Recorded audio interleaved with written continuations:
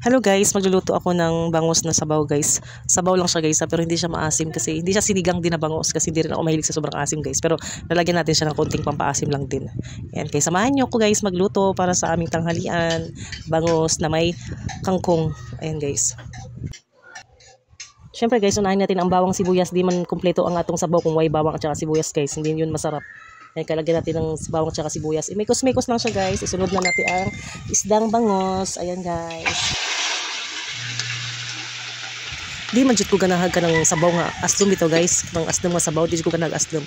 Pero mo kaano kung sabaw nga aslom kanang pero di jud kinaasluman bitaw. Kanang gamay ra ibutang nimo pang paaslom kanang naiasim-asim gamay ba. Pero pag nasubukan aslom di ko kay naaman ko acid reflux. Bawal man sa akin ang sobrang maasim na sabaw guys kaya.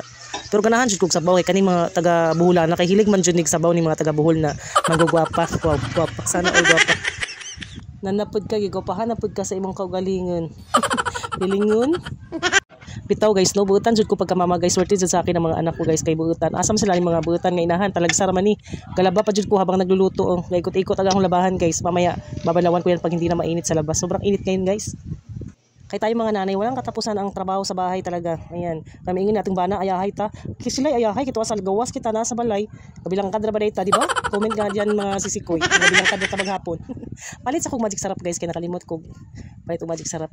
Ayan, butangan ako pampaasim kunti lang. Note down pa jud ko gas guys. Ayan, nilipat ko yung niluto kong sabaw sa rice cooker guys. Ayan, pero naluto na siya oh.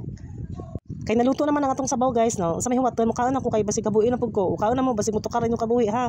Oh, God bless. Bye.